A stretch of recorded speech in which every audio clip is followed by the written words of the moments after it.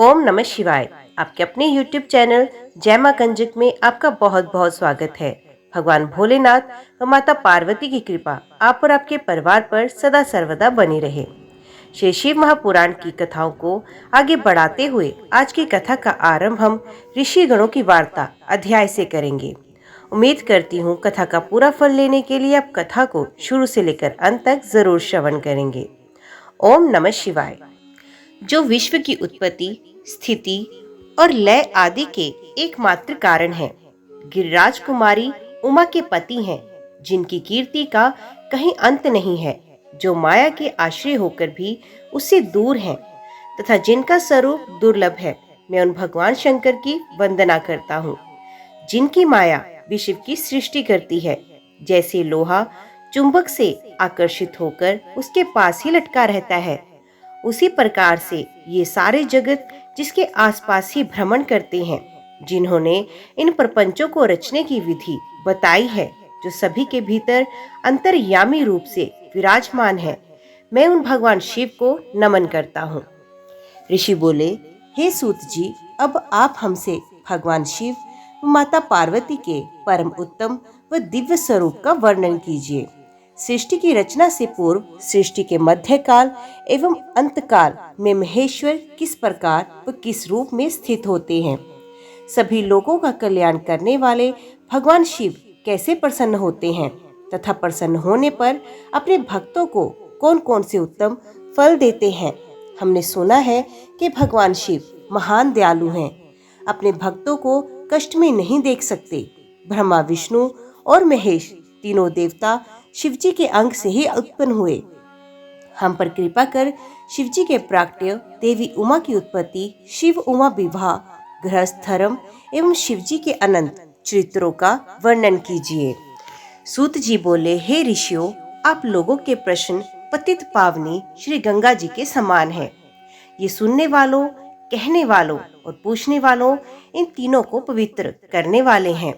आपकी इस कथा को सुनने की आंतरिक इच्छा है, इसलिए अब धन्यवाद के पात्र हैं। ब्राह्मणों, भगवान शंकर का रूप साधु, राजसी और तामसी तीनों प्रकृति के मनुष्यों को सदा आनंद प्रदान करने वाला है। वे मनुष्य जिनके मन में कोई तृष्णा नहीं है, ऐसे ऐसे महात्मा पुरुष भगवान शिव के गुणों का ज्ञान करते हैं, क्योंकि शिव की भक्ति मन और कानों को प्रिय लगने वाली और संपूर्ण मनोरथों को देने वाली है। हे ऋषियों, मैं आपके प्रश्नों के अनुसार ही शिव के चरित्रों का वर्णन करता हूँ। आप उसे आदर पूर्वक श्रवण करें।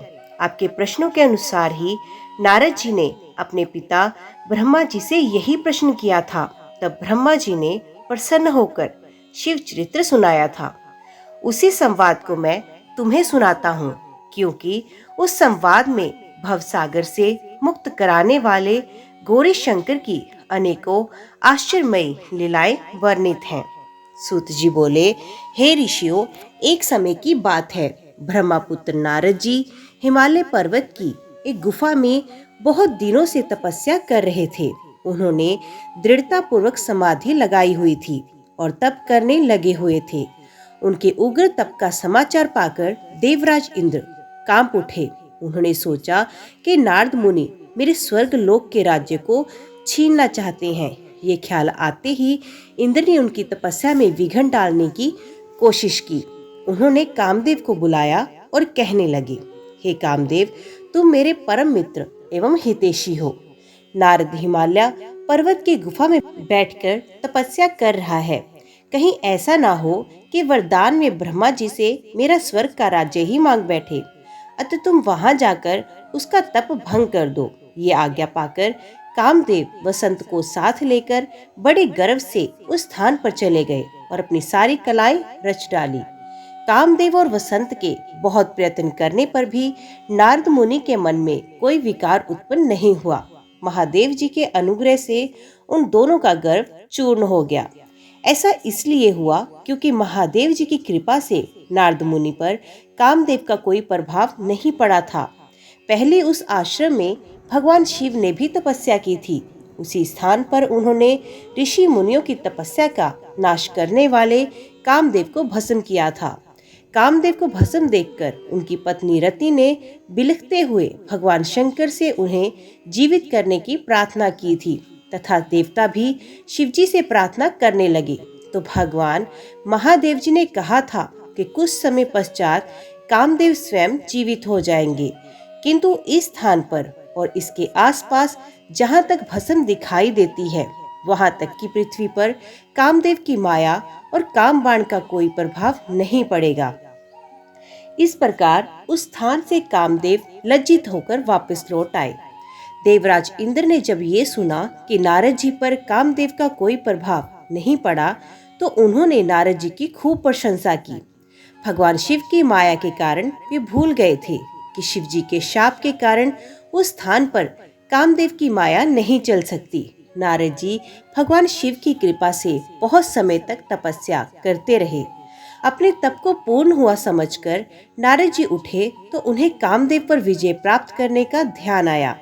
तब उन्हें मन ही मन इस बात का घमंड हुआ कि उन्होंने कामदेव पर विजय प्राप्त कर ली है। इस प्रकार अभिमान से उनका ज्ञान नष्ट हो गया। वे ये नहीं समझ सके कि कामदेव के पराजित होने में भगवान शंकर की ही माया थी।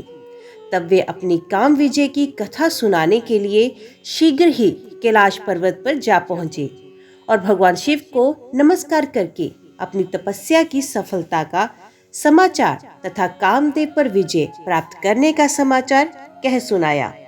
ये सब सुनकर महादेव जी ने नारद की प्रशंसा करते हुए कहा, हे नारद जी, आप परम धन्य हैं, परंतु मेरी एक बात याद रखना कि ये समाचार किसी अन्य देवता को मत सुनाना, विशेषकर भगवान विष्णु से तो इस बात को कदापि न कहना। ये वरदान सबसे छिपाकर रखने योग्य है। तुम मेरे प्रिय हो, इसलिए मैं तुम्हें ये आज्ञा देता हूँ कि ये बात किसी के सामने प्रकट मत करना। परंतु वे तो शिव की माया से मोहित हो चुके थे, इसलिए उनकी दी शिक्षा को ध्यान में ना रखते हुए वे ब्रह्मलोक को चले गए। वहां ब्रह्मा जी को नमस्कार करके बोले, मैंने अपने तपोबल से कामदेव को जीत लिया। ये सुनकर ब्रह्मा जी ने भगवान शिव के चरणों का चिंतन करके सारा कारण जान लिया तथा अपने पुत्र नारद को ये सब किसी और से कहने के लिए मना कर दिया। नारद के मन में अभिमान के अंकुर उत्पन्न हो गए थे, जिसके फलस्वरूप उनकी बुद्धि नष्ट हो गई। वे तो तुरंत विष्णु लोक पहुंचकर भगवान विष्णु को ये सारा किस्सा सुनाना चाहते थे। अतिशीघ्र ही वे ब्रह्मलोक से चले गए। नारद मुनि को आते देखकर भगवान विष्णु सिंहासन से उठ खड़े हुए। उन्होंने नारद को गले लगाया और आदर सहित आसन पर बिठाया। भगवान शिव के चरणों का स्मरण करके भगवान विष्णु ने नारद मुनि से पूछा, नारद जी, आप कहाँ से आ रहे हैं और इस लोक में आपका शुभ आगम किस लिए हुआ है? ये सुनकर नारद जी ने अहंकार सहित अपने तप के पूर्ण होने पर एवं कामदेव पर विजय प्राप्त करने का समस्त हाल उन्हें कह सुनाया। भगवान विष्णु काम के विजय के असली कारण को समझ चुके थे और वे नारद से बोले, हे नारद जी, आपकी कीर्ति एवं निर्मल बुद्धि धन्य है। काम, क्रोध एवं लोभ मोह उन मनुष्यों को पीड़ित करते हैं जो भक्तिहीन हैं। आप तो ज्ञान वैराग्य से युक्त एवं ब्रह्मचारी हैं, फिर भला ये काम आपका क्या बिगाड़ सकता है? देव ऋषि नारद बोले, हे भगवान, ये सब आपकी कृपा का ही फल है। आपकी कृपा के आगे कामदेव की क्या सामर्थ्य जो मेरा कुछ बिगाड़ सके। मैं तो सदा ही निर्भय हूँ। इतना कहकर नारद जी विष्णु भगवान को नमस्कार कर वहां से चले गए। सूत जी बोले, महर्षियों, नारद जी के चले जाने पर शिव जी की इच्छा से विष्णु भगवान ने एक अद्भुत माया रची। उन्होंने जिस ओर नारद जी को जा रहे थे वहां एक सुंदर नगर बना दिया। वे नगर वैकुंठ लोक से भी अधिक रमणीय था। वहां बहुत से विहार स्थल थे। उस नगर के राजा का नाम शीलनिधि था। उस राजा की एक बहुत सुंदर कन्या थी। उन्होंने अपनी पुत्री के लिए स्वयंवर का आयोजन किया था। उनकी कन्या का वरण करने के लिए उत्सुक बहुत से राजकुमार पधारे हुए थे।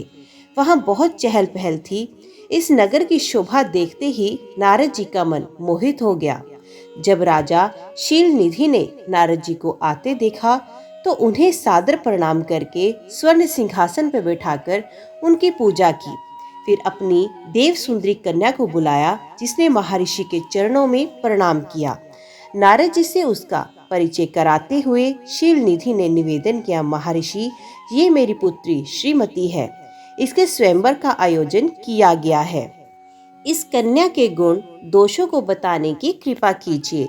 राजा के ऐसे वचन सुनकर नारद जी बोले, राजन, आपकी कन्या साक्षात लक्ष्मी है। इसका भावी पति भगवान शिव के समान वैभवशाली, त्रिलोक जय, वीर तथा कामदेव को जीतने वाला होना चाहिए। ऐसा कहकर नारद मुनि वहां से चले गए। शिव की माया के कारण वे काम के वशीभूत हो सोचने लगे कि राजकुमारी को कैसे प्राप्त करूं। स्वयंवर में आए सुंदर एवं वैभवशाली राजाओं को छोड़कर भला ये मेरा वरण कैसे करेगी। वे सोचने लगे कि नारियों को सौंदर्य बहुत प्रिय होता है। सौंदर्य को देखकर ही श्रीमती मेरा वर्ण कर सकती है। ऐसा विचार कर नारद जी फिर विष्णु लोक में जा पहुँचे और उन्हें शील निधि की कन्या के स्वयंवर के बारे में बताया तथा उस कन्या के साथ विवाह करने की इच्छा व्यक्त की। उन्होंने भगवान विष्णु से प्रार्थना की कि वे अपना रूप उन्हें प्रदान करें ताकि श्रीमती उन्हें ही वरे। सूत जी कहते हैं, महर्षियों, नारद मुनि की ऐसी बात सुनकर भगवान मधुसूदन हंस पड़े और भगवान शंकर के प्रभाव का अनुभव करके उन्होंने इस प्रकार उत्तर दिया, हे नारद, वहां आप अवश्य जाइए। मैं आपका हित उसी प्रकार करूंगा जिस प्रकार पीड़ित व्यक्ति का श्रेष्ठ वैद्य करता है, क्योंकि तुम मुझे बहुत प्रिय हो। ऐसा कहकर भगवान विष्णु ने नारद मुनि को वानर का मुख तथा शेष शंगों को अपना मनोहर रूप प्रदान किया। तब नारद जी अत्यंत प्रसन्न होते हुए अपने को परम सुंदर समझकर शीघ्र ही स्वयंवर में आ गए और उस राज्य सभा में जा बैठे। उस सभा में रुद्रगण ब्राह्मण के रूप में बैठे हुए थे। नारद जी का वानर रूप केवल कन्या और रुद्रगणों को ही दिखाई दे रहा था। बाकी सबको नारद जी का वास्तविक रूप ही दिखाई दे रहा था। नारद जी मन ही मन प्रसन्न होते हुए श्रीमती की प्रतीक्षा कर रहे थे। हे ऋषियों, वे कन्या हाथ में जयमाला लिए अपनी सखियों के साथ स्वयंवर में आई। उसके हाथों में सोने की सुंदर माला थी। वे शुभ लक्षणा राजकुमारी लक्ष्मी के समान अपूर्व शोभा पा रही थी। नारद मुनि का भगवान विष्णु जैसा शरीर और वानर जैसा मुख देख वे कुपित हो गई और उनकी ओर दृष्टि हटाकर मनोवांछित वर की तलाश में आगे चली गई। सभा में अपने मनपसंद वर को ना पाकर वे उदास हो गई। उसने किसी के भी गले में वरमाला नहीं डाली। तभी भगवान विष्णु राजा की वेशभूषा धारण करके वहां आ पहुंचे। विष्णु जी को देखते ही उस परम सुंदरी ने उनके गले में वरमाला डाल दी। विष्णु जी राजकुमारी को साथ लेकर तुरंत अपने लोक को चले गए। ये देखकर नारद जी विचलित हो गए। तब ब्राह्मणों के रूप में उपस्थित रुद्रगणों ने नारद जी से कहा, हे नारद जी, आप व्यर्थ ही काम से मोहित हो सौंदर्य के बल से राजकुमारी को पाना चाहते हैं। पहले जरा अपना वानर के समान मुख तो देख लीजिए। सूत जी बोले, ये वचन सुनकर नारद जी को बड़ा आश्चर्य हुआ। उन्होंने दर्पण में अपना मुंह देखा। वानर के समान मुख को देखकर वे अत्यंत क्रोधित हो उठे तथा दोनों रुद्रगणों को शाप देते हुए बोले, तुमने एक ब्राह्मण का मजाक उड़ाया और तुम ब्राह्मण कुल में पैदा होकर भी राक्षस बन जाओ। ये सुनकर वे शिवगण कुछ नहीं बोले, बल्कि इसे भगवान शिव की इच्छा मानते हुए उदासीन भाव से अपने स्थान को चले गए और भगवान शिव की स्तुति करने लगे। ऋषि बोले, हे सूत जी, रुद्रगणों के चले जाने पर नारद जी ने क्या किया और वे कहाँ गए, इस सब के बारे में भी हमें बताएं। सूत जी बोले, हे ऋषियों, माया से मोहित नारद जी उन दोनों शिवगणों को शाप देकर भी मोहवश कुछ जान न सके। तत्पश्चात क्रोधित होते हुए वे तालाब के पास पहुंचे और वहां जल में पुण्य अपनी परछाई देखी तो उन्हें फिर वानर जैसी आकृति दिखाई दी। उसे देखकर नारद जी को और अधिक क्रोध आ गया। वे सीधा विष्णु लोक को चले गए। वहां पहुंचकर भगवान विष्णु से वे बोले, हे हरि, तुम बड़े दुष्ट हो। अपने कपट से विश्व को मोहने वाले तुम दूसरों को सुखी होता हुआ नहीं देख सकते।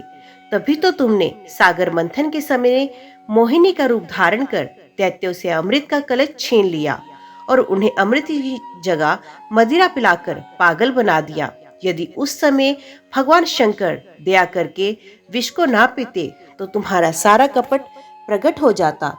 तुम्हें कपटपूर्ण चालें अधिक प्रिय हैं। भगवान महादेव जी ने ब्राह्मणों को सर्वोपरि बताया। आज तुम्हें मैं ऐसी सीख दूंगा जिससे तुम फिर कभी कहीं भी ऐसा कार्य नहीं कर सकोगे। अब तक तुम्हारा किसी शक्तिशाली मनुष्य से पाला नहीं पड़ा, इसलिए तुम निडर बने हुए हो, परंतु अब तुम्हें तुम्हारी करनी का पूरा फल मिलेगा। माया मोहित नारद जी क्रोध से खिन्न थे। वे भगवान विष्णु को शाप देते हुए बोले, हे विष्णु, तुमने स्त्री के लिए मुझे व्याकुल किया। तुम सभी को मोह में डालते हो। तुमने राजा का रूप धारण करके मुझे छला है, इसलिए मैं तुम्हें शाप देता हूँ कि तुम्हारे जिस रूप ने कपट पूर्वक मुझे छला है, तुम्हें वही रूप मिले। तुम राजा होगे और इसी तरह स्त्री का वियोग भोगोगे जिस तरह मैं भोग रहा हूँ। तुमने जिन वानरों के समान मेरी आकृति बना दी है, वही वानर तुम्हारी सहायता करेंगे। तुम दूसरों को स्त्री वियोग का दुख देते हो, इसलिए तुम्हें भी ये दुख भोगना पड़ेगा। तुम्हारी स्थिति अज्ञान से मोहित मनुष्य जैसी हो जाएगी। अज्ञान से मोहित नारद जी का शाप विष्णु भगवान ने स्वीकार किया। तत्पश्चात उन्होंने महालीला करने वाली मोहिनी माया को समाप्त किया। माया के जाते ही नारद जी का खोया हुआ ज्ञान लौट आया और उनकी बुद्धि पहले की तरह हो गई। उनकी सारी व्याकुलता चली गई और तथा मन में आश्चर्य उत्पन्न हो गया। ये सब जानकर नारद जी बहुत पछताने लगे और अपने को धिक्कारते हुए भगवान विष्णु के चरणों में गिर पड़े और उनसे क्षमा मांगने लगे। नारद जी कहने लगे कि मैंने अज्ञानवश होकर माया के कारण आपको जो शाप दिया वे झूठा हो जाए। भगवान, मेरी बुद्धि खराब हो गई थी जो मैंने आपको बुरे वचन अपनी जुबान से कहे। मैंने बहुत बड़ा पाप किया। हे प्रभु, मुझ पर कृपा कर मुझे ऐसा कोई उपाय बताएं जिससे मेरा पाप नष्ट हो जाए। कृपया मुझे प्रायश्चित का तरीका बताएं। तब श्री विष्णु ने उन्हें उठाकर मधुर वाणी में कहा, हे महर्षि, अब दुखी ना हो। आप मेरे श्रेष्ठ भक्त हो, इसमें कोई संदेह नहीं। नारद जी, आप चिंता मत कीजिए। आप परम धन्य हैं। आपके अहंकार के वशीभूत होकर भगवान शिव की आज्ञा का पालन नहीं किया, इसलिए उन्होंने ही आपका गर्व नष्ट करने के लिए ये लीला रची। वे निर्गुण और निर्विकार हैं और सत्य, रज और तम आदि गुणों से परे हैं। उन्होंने अपनी माया से ब्रह्मा, विष्णु और महेश तीनों रूपों को प्रकट किया है। निर्गुण अवस्था में उन्हीं का नाम शिव है। वे ही परमात्मा, महेश्वर, परब्रह्म, अविनाशी, अनंत और महादेव नामों से जाने जाते हैं। उन्हीं की आज्ञा से ब्रह्मा जी जगत के सृष्टा, मैं तीनों लोगों का पालन करता हूँ और शिव जी रुद्र रूप में सबका संहार करते हैं।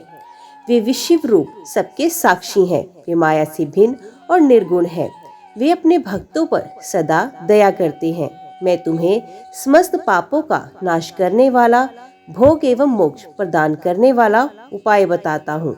अपने सारे शकों एवं चिंताओं को त्याग कर भगवान शंकर की यश और कीर्ति का गुणगान करो और सदा अनन्य भाव से शिव जी के शतनाम स्तोत्र का पाठ करो। उनकी उपासना करो तथा प्रतिदिन उनकी पूजा अर्चना करो। जो मनुष्य शरीर, मन और वाणी द्वारा भगवान शिव की उपासना करते हैं, उन्हें पंडित या ज्ञानी कहा जाता है। जो मनुष्य शिव जी की भक्ति करते हैं, उन्हें संसार रूपी भवसागर से तत्काल मुक्ति मिल जाती है। जो लोग पाप रूपी दावानल से पीड़ित हैं, उन्हें शिव नाम रूपी अमृत का पान करना चाहिए। वेदों का पूर्ण ज्ञान प्राप्त करने के पश्चात ही ज्ञानी मनुष्यों ने शिव जी की पूजा को जन्म मरण रूपी बंधनों से मुक्त होने का मनुष्य सर्वश्रेष्ठ साधन बताया है। इसलिए आज से ही रोज भगवान शिव की कथा सुनो और कहा करो तथा उनका पूजन भी किया करो। अपने हृदय में भगवान शिव के चरणों की स्थापना करो तथा उनके तीर्थों में निवास करते हुए उनकी स्तुति कर उनका गुणगान करो। इसके बाद नारद जी, तुम मेरी आज्ञा से अपने मनोरथ की सिद्धि के लिए ब्रह्मलोक जाना। वहां अपने पिता ब्रह्मा जी की स्तुति करके उनसे शिव महिमा के बारे में पूछना। ब्रह्मा जी, मैं शिव भक्तों में श्रेष्ठ हूँ। वे तुम्हें भगवान शंकर का महात्म्य और शतनाम स्तोत्र अवश्य सुनाएंगे। आज से तुम शिव भक्ति में लीन हो जाओ, वे अवश्य तुम्हारा कल्याण करेंगे। ये कहकर विष्णु जी अंतर्ध्यान हो गए। सूत जी बोले, महर्षियों, भगवान श्री हरि के अंतर्ध्यान हो जाने पर मुनिश्रेष्ठ नारद शिवलिंगों का भक्ति पूर्वक दर्शन करने के लिए निकल गए। इस प्रकार भक्ति मुक्ति देने वाले अनेक शिवलिंगों के उन्हें दर्शन किए। जब उन रुद्रगणों ने नारद जी को वहां देखा तो वे दोनों गण अपने शाप की मुक्ति के लिए उनके चरणों पर गिर पड़े और उनसे प्रार्थना करने लगे कि वे उनका उद्धार करें। नारद मुनि, हम आपके अपराधी हैं। राजकुमारी श्रीमती के स्वयंवर में आपका मन माया से मोहित था। उस समय भगवान शिव की प्रेरणा से आपने हमें शाप दिया। अब आप हमारी जीवन रक्षा का उपाय कीजिए। हमने अपने कर्मों का फल भोग लिया। कृपा कर हम पर प्रसन्न होकर हमें शाप मुक्त कीजिए। नारद जी ने कहा, हे रुद्रगणों, आप महादेव जी के गण हैं एवं सभी के लिए आदरणीय हैं। उस समय भगवान शिव की इच्छा से मेरी बुद्धि भ्रष्ट हो गई थी, इसलिए मोहवश मैंने आपको शाप दिया। आप लोग मेरे इस अपराध को क्षमा करें, परंतु मेरा वचन झूठा नहीं हो सकता, इसलिए मैं आपको शाप से मुक्ति का उपाय बताता हूँ। मुनिवर, विश्वा के वीर द्वारा तुम एक राक्षसी के गर्भ में जन्म लोगे। समस्त दिशाओं में रावण और कुंभकर्ण के नाम से प्रसिद्धि पाओगे। राक्षस राज का पद प्राप्त करोगे। तुम बलवान व वैभव से युक्त होगे। तुम्हारा प्रताप सभी लोकों में फैलेगा। समस्त ब्रह्मांड के राजा होकर भी भगवान शिव के परम भक्तों में होगे। भगवान शिव के ही दूसरे स्वरूप श्री विष्णु के अवतार के हाथों से मृत्यु पाकर तुम्हारा उद्धार होगा और फिर अपने पद पर प्रतिष्ठित हो जाओगे। सूजी कहने लगे। इस प्रकार नारद जी का कथन सुनकर वे दोनों रुद्रगण प्रसन्न होते हुए वहां से चले गए और नारद जी भी आनंद से सराबोर हो मन ही मन शिव जी का ध्यान करते हुए शिव तीर्थों का दर्शन करने लगे। इसी प्रकार भ्रमण करते करते वे शिव की प्रिय नगरी काशीपुरी में पहुंचे और काशीनाथ का दर्शन कर उनकी पूजा उपासना करने लगे। श्री नारद जी शिव जी की भक्ति में डूबे उनका स्मरण करते हुए ब्रह्मलोक को चले गए। वहां पहुंचकर उन्होंने ब्रह्मा जी को आदर पूर्वक नमस्कार किया और उनकी स्तुति की। उस समय उनका हृदय शुद्ध हो चुका था और उनके हृदय में शिव जी के प्रति भक्ति भावना ही थी और कुछ नहीं। नारद जी बोले, हे पितामह, आप तो परम ब्रह्म परमात्मा के स्वरूप को अच्छी प्रकार से जानते हो। आपकी कृपा से मैंने भगवान विष्णु के महात्म्य का ज्ञान प्राप्त किया एवं भक्ति मार्ग, ज्ञान मार्ग, तपो मार्ग, दान मार्ग तथा तीर्थ मार्ग में बारे में जाना है, परंतु मैं शिव तत्व के ज्ञान को अभी तक नहीं जान पाया। मैं उनकी पूजा विधि को भी नहीं जानता। अब मैं उनके बारे में सब कुछ जानना चाहता हूँ। मैं भगवान शिव के विभिन्न चरित्रों, उनके स्वरूप तथा वे सृष्टि के आरंभ में, मध्य में किस रूप में थे, उनकी लीलाएं कैसी होती हैं और प्रलय काल में भगवान शिव कहाँ निवास करते थे, उनका विवाह तथा उनके पुत्र कार्तिकेय के जन्म आदि की कथाएं मैं आपके श्रीमुख से सुनना चाहता हूँ। भगवान शिव कैसे प्रसन्न होते हैं और प्रसन्न होने पर क्या क्या प्रदान करते हैं, इस संपूर्ण वृत्तांत को मुझे बताने की कृपा करें। अपने पुत्र नारद की ये बातें सुनकर पितामह ब्रह्मा बहुत प्रसन्न हुए और वे बोले, हे नारद, तुम सदैव जगत के उपकार में लगे रहते हो। तुमने जगत के लोगों के हित के लिए बहुत उत्तम बात पूछी है, जिसके सुनने से मनुष्य के सब जन्मों के पापों का नाश हो जाता है। उस परम ब्रह्म शिव तत्व का वर्णन मैं तुम्हारे लिए कर रहा हूँ। शिव तत्व का स्वरूप बहुत सुंदर और अद्भुत है। जिस समय महाप्रलय आई थी और पूरा संसार नष्ट हो गया था तथा चारों ओर सिर्फ अंधकार ही अंधकार था, आकाश व ब्रह्मांड तारों व ग्रहों से रहित होकर अंधकार में डूब गए थे। सूर्य और चंद्रमा दिखाई देने बंद हो गए थे। सभी ग्रह और नक्षत्र का कहीं अता पता नहीं चल रहा था। दिन रात अग्नि जल कुछ भी नहीं था। प्रधान आकाश और अन्य तेज भी शून्य हो गए थे। शब्द, स्पर्श, गंध, रूप रस का अभाव हो गया था, सत्य असत्य सब कुछ खत्म हो गया था, तब सिर्फ सत्य ही बचा हुआ था। उस तत्व को मुनिजन एवं योगी अपने हृदय के भीतर ही देखते हैं। वाणी, नाम, रूप, रंग आदि की वहां तक पहुंच नहीं है। उस परब्रह्म के विषय में ज्ञान और अज्ञान से किए गए संबोधन के द्वारा कुछ समय बाद अर्थात सृष्टि का समय आने पर एक से अनेक होने के संकल्प का उदय हुआ। तब उन्होंने अपनी लीला से मूर्ति की रचना की। वे मूर्ति संपूर्ण ऐश्वर्य तथा गुणों से युक्त, संपन्न, सर्व ज्ञानमयी एवं सब कुछ प्रदान करने वाली है। यही सदाशिव की मूर्ति है। सभी पंडित विद्वान इसे प्राचीन मूर्ति को ईश्वर कहते हैं। उसने अपने शरीर से स्वस्थ शरीर वाली एवं सर्वरूपभूता शक्ति की रचना की। वही परम शक्ति प्रकृति, गुणमयी और बुद्धित्व की जननी कहलाई। उसे शक्ति, अंबिका, प्रकृति, संपूर्ण लोकों की जननी, त्रिदेवों की माता, नित्या और मूल कारण भी कहते हैं। उसकी 8 भुजाओं एवं मुख की शोभा विचित्र है। उसके मुख के सामने चंद्रमा की कांति भी क्षीण हो जाती है। विभिन्न प्रकार के आभूषण एवं गतियां देवी की शोभा बढ़ाती हैं। वे अनेक प्रकार के अस्त्र शस्त्र धारण किए हुए हैं। सदाशिव को ही सब मनुष्य परम पुरुष, ईश्वर, शिव शंभु और महेश्वर कहकर पुकारते हैं। उनके मस्तक पर गंगा, भाल में चंद्रमा, मुख में 3 नेत्र शोभा पाते हैं। उनके 5 मुख हैं तथा 10 भुजाओं के स्वामी एवं त्रिशूलधारी हैं। वे अपने शरीर में भस्म लगाए हुए हैं। उन्होंने शिवलोक नामक क्षेत्र का निर्माण किया। ये परम पावन स्थान काशी नाम से जाना जाता है। ये परम मोक्षदायक स्थान है। इस क्षेत्र में परमानंद रूप शिव पार्वती सहित निवास करते हैं। शिव और शिवा ने प्रलय काल में भी उस स्थान को नहीं छोड़ा, इसलिए शिवजी ने इसका नाम आनंदवन रखा है। एक दिन आनंदवन में घूमते समय शिव शिवा के मन में किसी दूसरे पुरुष की रचना करने की इच्छा हुई। तब उन्होंने सोचा कि इसका भार किसी दूसरे व्यक्ति को सौंपकर हम यहाँ काशी में विराजमान रहेंगे। ऐसा सोचकर उन्होंने अपने वाम भाग के 10वें अंग पर अमृत मल दिया, जिससे एक सुंदर पुरुष वहां प्रकट हुआ, जो शांत और सत्व गुणों से युक्त और गंभीरता का अथाह सागर था। उसकी कांति इंद्र नीलमणि के समान श्याम थी। उसका पूरा शरीर दिव्य शोभा से चमक रहा था तथा नेत्र कमल के समान थे। उसने हाथ जोड़कर भगवान शिव और शिवा को प्रणाम किया तथा प्रार्थना की कि मेरा नाम निश्चित कीजिए। ये सुनकर भगवान शिव हंसकर बोले कि सर्वत्र व्यापक होने से तुम्हारा नाम विष्णु होगा। तुम भक्तों को सुख देने वाले होगे। तुम यहीं स्थिर रहकर तप करो, वही सभी कार्यों का साधन है। ऐसा कहकर शिवजी ने उन्हें ज्ञान प्रदान किया तथा वहां से अंतर ध्यान हो गए।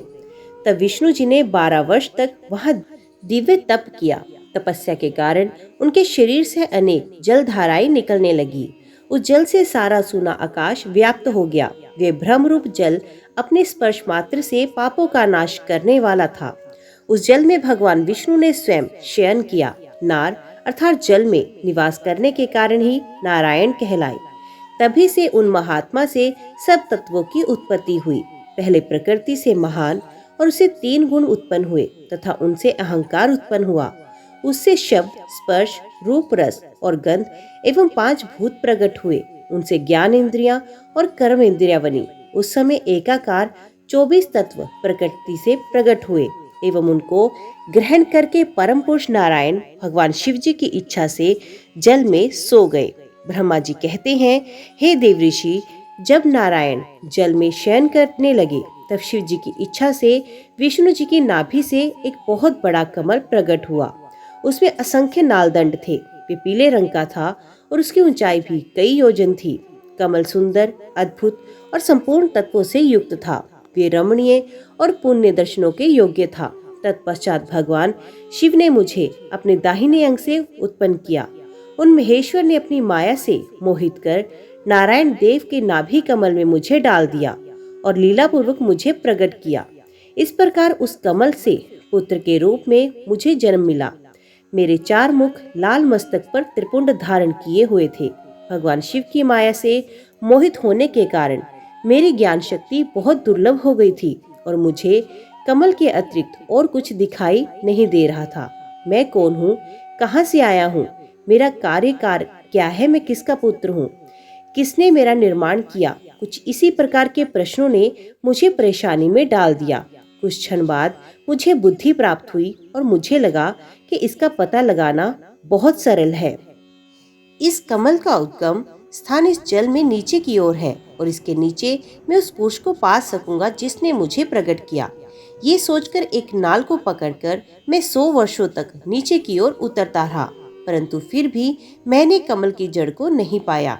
इसलिए मैं पुनः ऊपर की ओर बढ़ने लगा। बहुत ऊपर आ जाने पर भी कमल कोश को नहीं पा सका। तब मैं और अधिक परेशान हो गया।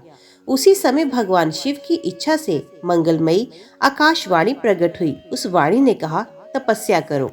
उस आकाशवाणी को सुनकर अपने पिता का दर्शन करने हेतु मैंने तपस्या करना शुरू किया और 12 वर्ष तक घोर तपस्या की। तब 4 भुजाधारी सुंदर नेत्रों से शोभित भगवान विष्णु प्रकट हुए। उन्होंने हाथों में शंख, चक्र, गदा और पद्म धारण किए थे। उनका शरीर श्याम कांति से सुशोभित था। उनके मस्तक पर मुकुट विराजमान था तथा उन्होंने पीतांबर वस्त्र और बहुत से आभूषण धारण किए थे। वे करोड़ों कामदेवों के समान मनोहर दिखाई दे रहे थे और सांवली व सुनहरी आभा से शोभित थे। उन्हें वहां देखकर मुझे बहुत हर्ष व आश्चर्य हुआ। भगवान शिव की लीला से हम दोनों में विवाद छिड़ गया कि हम में बड़ा कौन है। उसी समय हम दोनों के बीच में एक ज्योतिर्मय लिंग प्रकट हुआ। हमने उसका पता लगाने का निश्चय किया। मैंने ऊपर की ओर और विष्णु जी ने नीचे की ओर उस स्तंभ के आरंभ और अंत का पता लगाने के लिए चलना आरंभ किया, परंतु हम दोनों को उस स्तंभ का कोई और शोर नहीं मिला। थककर हम दोनों अपने उसी स्थान पर आ गए। हम दोनों ही शिव जी की माया से मोहित थे। श्री हरि ने सभी ओर से परमेश्वर शिव को प्रणाम किया। ध्यान करने पर भी हमें कुछ ज्ञात नहीं हो सका। तब मैंने और श्री हरि ने अपने मन को शुद्ध करते हुए अग्नि स्तंभ को प्रणाम किया। हम दोनों कहने लगे, हे महाप्रभु, हम आपके स्वरूप को नहीं जानते। आप जो भी हैं, हम आपको नमस्कार करते हैं। आप शीघ्र ही हमें अपने असली रूप में दर्शन दें। इस प्रकार हम दोनों अपने अहंकार को भूलकर भगवान शिव को नमस्कार करने लगे। ऐसा करते हुए 100 वर्ष बीत गए। ओम नमः शिवाय। आज की वीडियो में इतना ही। उम्मीद करती हूँ वीडियो आपको पसंद आई होगी। वीडियो पसंद आई हो तो वीडियो को लाइक और चैनल को सब्सक्राइब जरूर कीजिएगा। ओम नमः शिवाय लिखकर कमेंट बॉक्स में अपनी हाजिरी और अपने सुझाव देना ना भूलिएगा। तो मिलते हैं अगले अध्याय के साथ। तब तक के लिए देखते व सुनते रहिए। जय मां कंजक, जय माता दी।